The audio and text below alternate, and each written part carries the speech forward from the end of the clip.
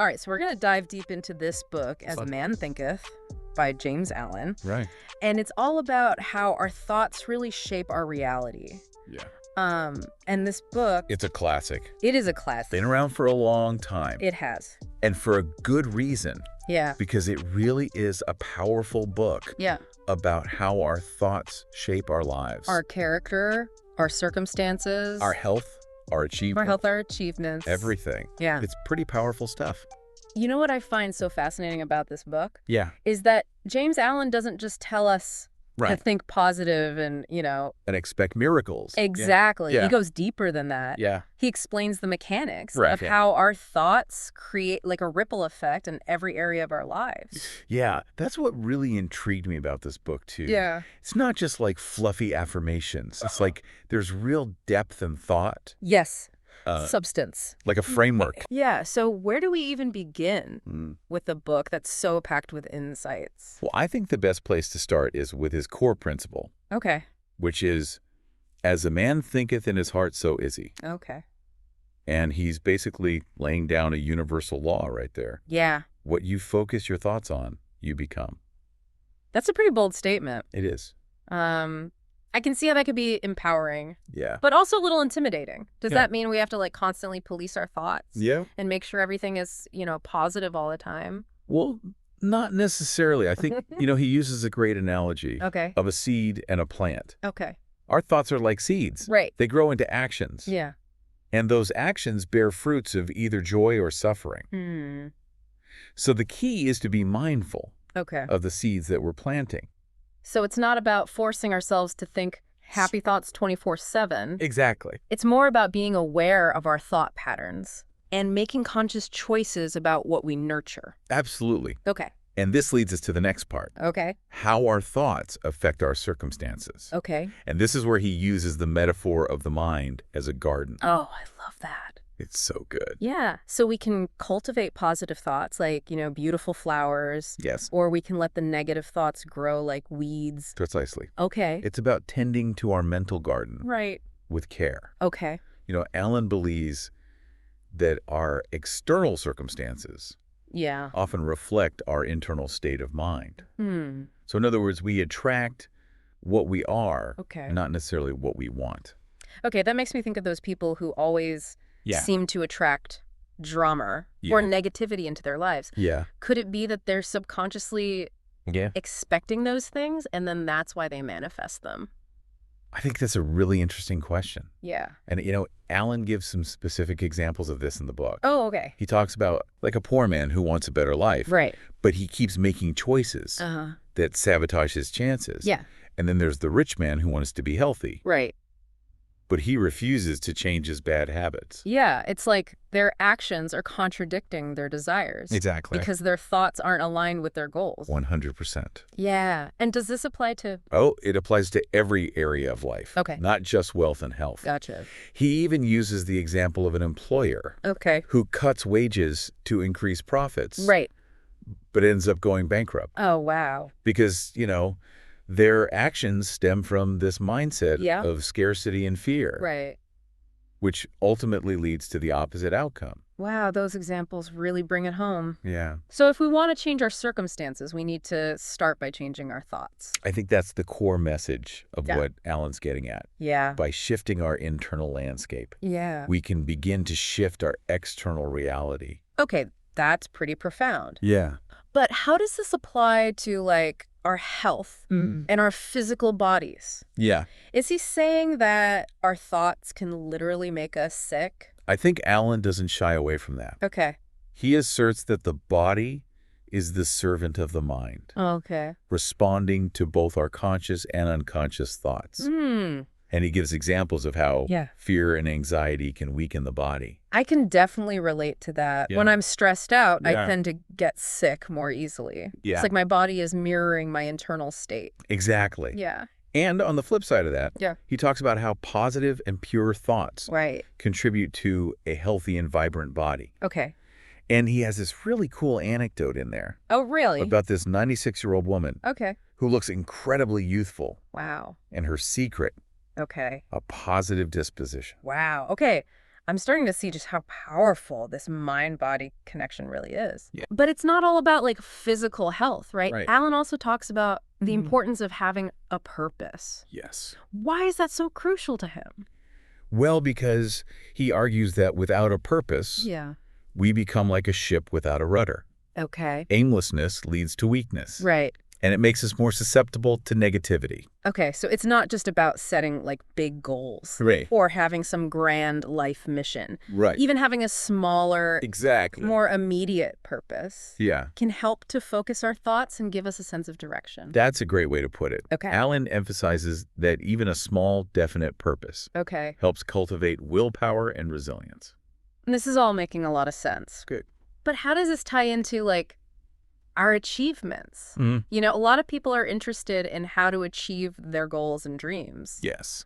What does Alan have to say about that? Well, he's very clear on this point. Okay. That all accomplishments, whether they're worldly or spiritual, are the result of directed thought. He doesn't believe in luck or chance. Okay. It's effort that produces results. Yeah. Okay. It's about making sacrifices and putting in the work. So no more blaming bad luck. Right. Or waiting for that winning lottery ticket. No. It's about taking control and aligning our thoughts with our actions to achieve our goals. Yes. Okay. And that leads us to one of the most inspiring parts of the book. Okay. The power of visions and ideals. Okay, I'm all ears. Tell me more about that. Okay. He has this really powerful belief that dreamers are the saviors of the world. Okay. He's highlighting the power of vision and ideals to shape reality. Wow. Think about historical figures like Columbus, Copernicus, Buddha. Okay. They all had these grand visions that seemed impossible at the time. Yeah. But they achieved them through focused effort. So even if our dreams seem far-fetched or impossible, we shouldn't give up on them. That's the message. Alan believes in the power of persistent, focused thought to make even the seemingly impossible possible. Okay. And he uses this powerful image of a youth who dreamed of a better life. Right. And through dedication and effort, achieved greatness. That's incredibly empowering. It is. It makes you realize that we have so much more control over our lives than we often think. Yes. We just have to harness the power of our thoughts. That's it. And that leads us to the final concept that Alan explores in As a Man Thinketh. Yes. Serenity. Serenity. Okay, I'm ready for a dose of serenity. What does Alan have to say? Well, he introduces serenity as like this beautiful jewel of wisdom. Okay. Attainable through self-control and understanding the laws of thought. Okay. And he believes that calmness leads to greater influence, success, and inner peace. So it's like serenity is the ultimate outcome of mastering our thoughts. Exactly. We start with recognizing that our thoughts create our reality. And then we learn to master our thoughts to achieve that state of peace and fulfillment. That's a beautiful way to put it. Yeah. It's like everything comes full circle. Yeah. And it highlights the importance of self-control and understanding the laws of thought. Okay, that sounds great in theory. Yeah. But how do we actually cultivate this serenity in our lives? That's a great question. It seems like a challenging practice. It is a practice. Yeah. And Alan offers some practical advice on how to do it. Okay. In the book. Okay. He emphasizes developing a calm demeanor. Okay. Both in our interactions with others and in our own internal dialogue. So it's not just about appearing calm on the outside. Exactly. But it's cultivating that inner peace as well. Yeah. And learning to govern our own thoughts and emotions. Yes. Even in the face of challenges. That's it. Okay. True serenity comes from within. Right. It's a journey of self-discovery and self-mastery. Oh. And the rewards, as Alan suggests, are well worth the effort. It's amazing how a book written over a century ago can still be so relevant. I know, it's amazing. And impactful today. It really is. It's like Alan was tapping into some universal truth about the human mind. Timeless wisdom. Yeah. Yeah. As a Man Thinketh is a powerful reminder that the power to create the life we want lies within us. Within us. In the realm of our own thoughts. Exactly. It's almost like he's giving us a blueprint for self-transformation. Yeah. A guide to unlocking our potential. Yes. And creating a life of purpose, meaning, and serenity. Beautifully put. Yeah. And the best part is it's available to everyone. It is. We all have the power to choose our thoughts Yeah. and shape our reality. We do. It's about taking ownership and responsibility for our own mental gardens. Yes, it is. So as we wrap up part 1 of our deep dive into As a Man Thinketh, Okay. what's the biggest takeaway Okay. you want our listener to leave with today? I would say that the most important message is that your thoughts matter. Okay. They have a profound impact on your life, Yeah. your experiences, Yeah. and your overall well-being. Okay. And by understanding and mastering your thoughts, you can create a life that truly reflects your deepest values Okay. and aspirations. That's a message worth repeating. It is. Our thoughts are powerful, Yes. and we have the ability to choose how we use that power. We do. We can focus on negativity and limitations, Yeah. or we can choose to cultivate positivity and possibility. And the more we understand Yeah. and harness that power, Yeah. the more we can create a world filled with joy, peace, and possibility. Not just for ourselves, Yeah. but for everyone around us. This has been such an insightful exploration It of had. Alan's work. It really has. It's really made me think about the way I approach my own thoughts Okay. and how I can become more intentional Yes. about cultivating my mental garden. I'm glad to hear that. Yeah. It's all about taking these principles Yeah. and applying them to your own life. Yeah. That's where the real transformation happens. So before we wrap up completely, I have one final question for you. It's Please. a big one, but I think it's worth pondering. Okay, let's hear it. If our thoughts truly have such power, what kind of world do we want to create for ourselves and for others? That's a fantastic question. Yeah. And one I hope you'll take some time to reflect on. Yeah. Because as we've seen today, Yeah. our thoughts are the seeds of our reality. It's like we're all artists. Yes. And our thoughts are the paintbrushes we use to Yes. create the masterpiece of our lives. Exactly. So let's go out there and paint something amazing. Absolutely. We have the power to choose our colors, Yeah. our brushstrokes, Yeah. and ultimately the image we bring to life. So as we wrap up this part of our deep dive into As a Man Thinketh, Yeah. what final thoughts would you like to leave our listener with? Well, I think Alan would want us to remember that this journey of self-mastery Yeah. through thought is an ongoing one. Right. It's not a destination you arrive at, Right. but a path you continually walk. That makes sense. Yeah. It's about being patient with yourself, Yeah. embracing the process of growth, Yes. and celebrating those small victories along the way. Exactly. And it's about never giving up Yeah. on your ability to grow, evolve, and create the life you desire. Because as we've learned today, our thoughts are the architects of our reality. They are. And you have the power to shape that reality. The power lies within you. It does. Thanks for joining us on this incredible journey Yeah. into the power of thought. It's been a pleasure. It's been a really fascinating exploration. Yes, it has. And I hope you found it as insightful as I have. I have. It's been a pleasure diving deep with you. Likewise. Until next time, keep thinking big, Yes. keep dreaming bold, Uh-huh. and keep creating the life you envision. And remember, as a man thinketh, so is he. So true. We'll see you on the next deep dive. See you then. So he talks about how calmness leads to greater influence, success, and inner peace. Think about those people Yeah. who just seem to handle stressful situations with ease and grace. Yeah. It's They have that certain something that draws people to them. yeah, like they have this secret weapon Right. that allows them to just stay cool, calm, and collected no matter what's happening. Exactly. I'd love to have that. Well, I think according to Alan, their secret weapon is the power of thought. Okay. They've learned to harness their thoughts. Right. And use them to create that sense of inner peace and stability. It's like they've cultivated that mental garden Yes, exactly. that we were talking about earlier. Yes. Okay, I'm sold. I definitely want to learn Good. how to wield this secret weapon myself. Yeah. What are some practical tips that Alan gives us for getting started? He talks a lot about the importance of self-control and self-purification. It's about consciously choosing thoughts Right. that are positive, uplifting, Yeah. and in line with your goals and values. So it's about being mindful of the thoughts we allow into our minds Yes. and making a conscious effort to cultivate those that Exactly. support our well-being. Yes. Okay, but how do we stop those negative thoughts from creeping in? Yeah, it's true. It feels like sometimes my mind has a mind of its own. Our minds can be like unruly gardens sometimes. Yeah. But I think the key is to develop the discipline to redirect those thoughts. Okay. when they inevitably wander Right. into negative or unproductive territory. So it's like weeding your garden. Yes. You have to consistently pull out the things that don't serve you.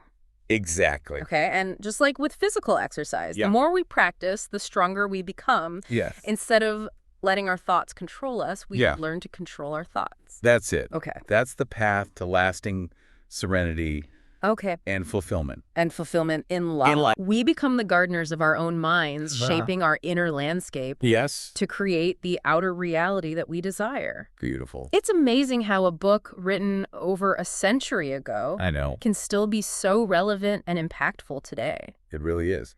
It's like Alan was tapping into some universal truth. Timeless wisdom. About the human mind. Yeah. Yeah, as a man thinketh is a powerful reminder that the power to create the life we want lies within us. Within us. In the realm of our own thoughts. It does. Yeah, it's almost like he's giving us a blueprint for self-transformation, a guide to unlocking our potential and creating a life of purpose, meaning, and serenity. Beautifully put. Yeah, and the best part is it's available to everyone. It is. We all have the power to choose our thoughts and shape our reality. Yes, we do. It's about taking ownership and responsibility for our own mental gardens. Absolutely. So as we wrap up our deep dive into As a Man Thinketh, what's the biggest takeaway you want our listeners to leave with today? What's the one thing you hope they really remember? I think the most important message is that your thoughts matter. Okay. They have a profound impact on your life, your experiences, and your overall well-being. Right. And by understanding and mastering your thoughts, you can create a life that truly reflects your deepest values and aspirations. That's a message worth repeating. It is. Our thoughts are powerful, and we have the ability to choose how we use that power. Yes. We can focus on the negativity and limitations, or we can choose to cultivate positivity and possibility. Exactly. And the more we understand and harness that power, Right. the more we can create a world filled with joy, peace, and possibility. Yeah. Not just for ourselves, Right. but for everyone around us. This has been such an insightful exploration of Alan's work. It has. It's really made me think about the way I approach my own thoughts. Good. And how I can become more intentional about cultivating my mental garden. I'm glad to hear that it's all about taking those principles and applying them to your own life. Yeah. That's where the real transformation happens. So before we wrap up completely, I have one final question for you. Okay. It's a big one, but I think it's worth pondering. Okay. If our thoughts truly have such power, what kind of world do we want to create for ourselves and others? That is a fantastic question, and one I hope you'll take some time to reflect on, because as we've seen today, our thoughts are the seeds of our reality. It's like we're all artists, and our thoughts are the paintbrushes we use to create the masterpiece of our lives. So let's go out there and paint something amazing. Yeah, it's a beautiful analogy. You know, we have the power to choose our colors, our brushstrokes, and ultimately the image we bring to life. So as we wrap up this deep dive into As a Man Thinketh, what final thoughts would you like to leave our listener with? Well, I think Alan would want us to remember that this journey of self-mastery through thought is an ongoing one. It's not a destination you arrive at, but a path you continually walk. Right. That makes sense. It's about being patient with yourself, embracing the process of growth, and celebrating those small victories along the way. Exactly. And it's about never giving up on your ability to grow, evolve, and create the life you desire. Because as we've learned today, our thoughts are the architects of our reality. They are. And you have the power to shape that reality. The power lies within you. Thanks for joining us on this incredible journey into the power of thought. It's been a really fascinating exploration, and I hope you found it as insightful as I have. It's been a pleasure diving deep with you. Until next time, keep thinking big, keep dreaming bold, and keep creating the life you envision. And remember, as a man thinketh, so is he. We'll see you on the next deep dive.